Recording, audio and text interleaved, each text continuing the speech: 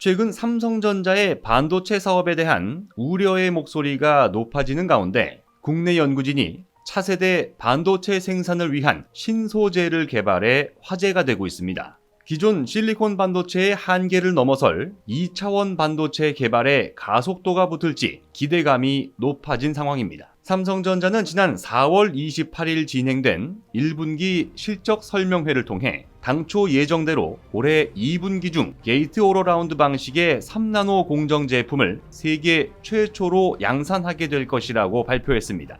반도체 기술력을 이야기할 때면 몇 나노 공정인가에 대한 언급이 빠짐없이 등장하는데요. 이 숫자는 반도체에 얼마나 가느다란 두께로 회로를 그릴 수 있는지를 의미합니다. 회로가 얇아질수록 똑같은 성능의 반도체는 크기가 작아지고 같은 크기의 반도체는 성능이 올라갑니다. 삼성전자는 지난 2016년 세계 최초로 10나노급 D램을 개발하는 데 성공했습니다. 아직 그로부터 6년이 지나지 않았습니다만 절반 이하의 미세 공정까지 등장하게 된 겁니다. 하지만 이제 더 내려갈 숫자도 거의 남아있지 않는데요. 단순히 회로를 얇게 하는 미세화 공정이 사실상 한계에 봉착하고 있다는 의미입니다. 게다가 공정 미세화 단계가 높아질수록 반도체를 만들기는 어려워지고 불량 제품이 만들어질 확률도 높아질 수밖에 없습니다. 그래서 주목받는 것이 바로 2차원 반도체입니다. 평면을 의미하는 2차원이라는 단어가 반도체 앞에 붙은 이유는 아주 얇은 두께의 2차원 물질을 이용하는 것이기 때문입니다. 통상적으로 이야기하는 2차원 물질은 두께가 원자 한 개에 불과한 물질을 말하는데요. 탄소 원자 한 겹으로 이뤄진 꿈의 물질 그래핀이 대표적인 2차원 물질 가운데 하나입니다.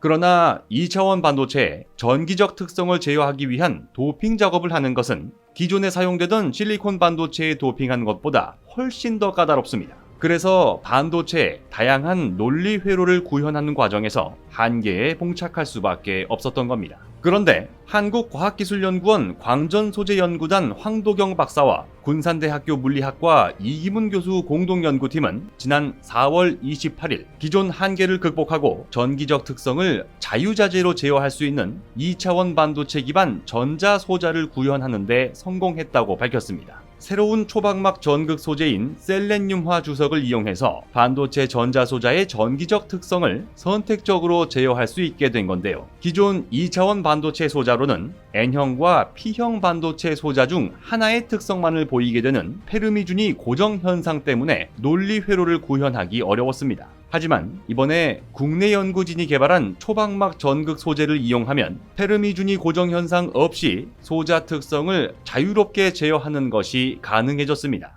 새로운 초박막 전극 소재 개발을 이끈 한국과학기술연구원 광전소재연구단 황도경 박사는 기존 실리콘 반도체 소자의 미세화, 고집적화로 인해 발생하는 기술적 한계로 실용화가 어려웠던 인공지능 시스템 등 차세대 시스템 기술의 산업화를 앞당기는 데 기여할 것이라면서 개발된 2차원 전극 소재는 두께가 매우 얇아 높은 광투과성과 유연성을 보여 차세대 유연 투명 반도체 소자에도 활용될 수 있을 것이라고 전했습니다.